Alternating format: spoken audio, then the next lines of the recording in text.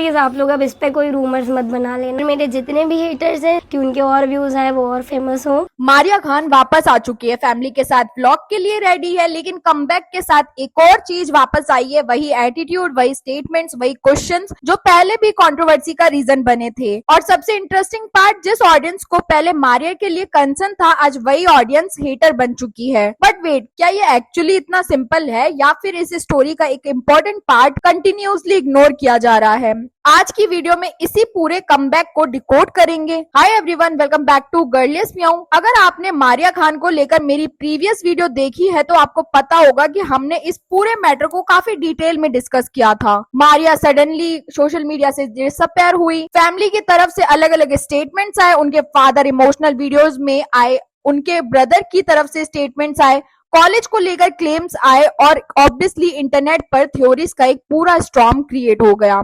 लेकिन अब मारिया वापस आ चुकी है और सबसे पहले तो ऑनेस्टली गुड थिंग है कि वो ठीक है, अपनी फैमिली के साथ है और वापस नॉर्मल लाइफ की तरह आती हुई दिख रही है। लेकिन कमबैक के साथ जो टोन और स्टेटमेंट सामने आए, उन्होंने एक बार फिर पुराने क्वेश्चंस को जिंदा कर दिए और इसीलिए मुझे लगा कि इस पॉइंट पर एक अपडेट वीडियो जरूर बनती है। सबसे पहले मारिया का रीसेंट बर्थडे की बात करते हैं। मारिया ने अपने फादर के साथ एक रील बनाई जहां वो बता रही थी कि उनकी तबीयत थोड़ी खराब है, कोल्ड की वजह से वॉइस बैठी हुई है और बर्थडे सेलिब्रेट करने के बाद आइसक्रीम भी खा ली थी। ठंडा आइसक्रीम, कोल्ड ड्रिंक, ये सब यहाँ खा खा के मुझे सर्दी हो गई है, तो प्लीज आप लोग अब इस पे कोई रूमर्स मत बना लेना। और उन्होंने अपने हेटर्स को सरकास्टिकली ये भी बोला कि उनकी तरफ से दुआ है कि उनके और व्यूज आए और वो और फेमस हो जाए। अब यहाँ से मारिया का टोन नोटिस करने लायक था, बिकॉज ऑनेस्टली ये वही मारिया नहीं लग रही थी जो पहले ऑडियंस के साथ कंपैरेटिवली सॉफ्ट और कैजुअल टोन में इंटरेक्ट करती थी।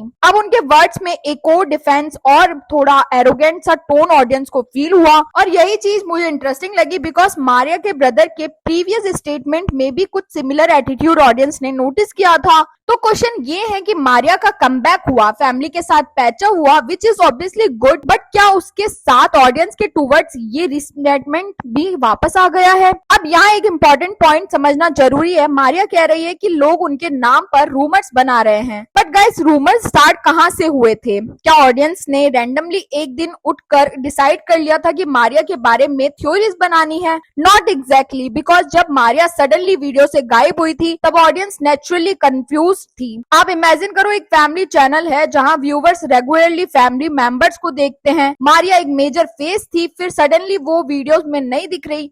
ऑब्वियसली कमेंट्स आएंगे, मारिया कहाँ गई, मारिया वीडियोस में क्यों नहीं दिख रही, कॉलेज में क्या हुआ, ये क्वेश्चन ऑटोमेटिकली आते हैं। बिकॉज जब आप ईयर्स तक अपनी लाइफ इंटरनेट पे शेयर करते हो तो ऑडियंस के साथ एक कनेक्शन डेवलप हो जाता है। People feel connected to you, they notice when you are missing. So audience का कंसर्न ऑटोमेटिकली हेटरेड नहीं था। और अब यहाँ से एक चीज और रिमाइंड करना चाहती हूँ, पहले जब मारिया गायब हुई थी तब उनके फादर खुद मल्टीपल वीडियो में आए थे। उन्होंने सिचुएशन को एक्सप्लेन किया था। उन्होंने कहा था कि मारिया उनकी बात नहीं सुन रही है। उन्होंने कहा कि वो अपसेट थी। उन्होंने ये भी कहा कि एज ही ऐसी है, बच्चे कभी कभी बहक जाते हैं। और सबसे कंसिंगिंग स्टेटमेंट ये था कि उन्होंने इनडायरेक्टली ये भी सजेस्ट किया कि अगर टाइम पर उन्हें सिचुएशन का पता नहीं चलता तो शायद मारिया उनसे कंप्लीटली दूर चली जाती और उन्हें पता भी नहीं चलता कि वो कहाँ है। अब ऑब्वियसली हम ये भी नहीं कह सकते कि एग्जैक्टली क्या सिचुएशन थी, because complete private publicly confirm नहीं है।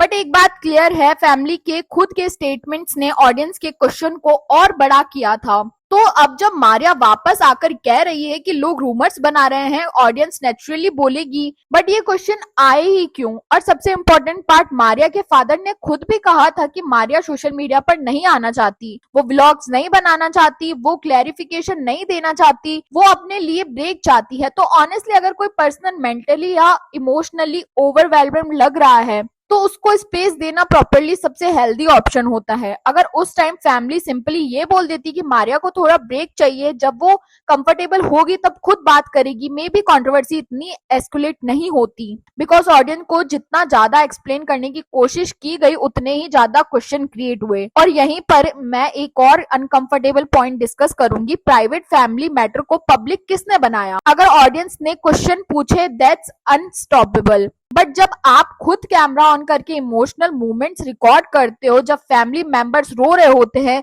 जब मारिया अपसेट होती है, जब फैमिली आर्ग्यूमेंट्स या पर्सनल प्रॉब्लम इनडायरेक्टली पब्लिक की जाती है और फिर सेम ऑडियंस से कहा जाता है तुम लोग इतने क्वेश्चन क्यों पूछ रहे हो, तो थोड़ा होता है। Because once you put something online, specially when millions of people are watching you, reaction तो आएंगे ही। और मारिया के ब्रदर का प्रीवियस स्टेटमेंट भी इसी डिस्कशन का पार्ट है। उन्होंने कहा था कि जब से मारिया कॉलेज जाने लगी है तब से उसकी फ्रेंड ने उनका ब्रेन वॉश कर दिया है। अब यहाँ मैं उनके ब्रदर को पर्सनली ब्लेम नहीं कर रही, बिकॉज ही इज यंग। हो सकता है उसने देखा हो, जो समझा हो वही अपने पर्सपेक्टिव से बोला हो, बट प्रॉब्लम यहाँ से है कि वो स्टेटमेंट इंटरनेट पर पब्लिश हुआ और according to the earlier statement itself, brother ने ही एक्सप्लेन किया था कि फैमिली में फादर एडिटिंग और पोस्टिंग का काम हैंडल करते हैं।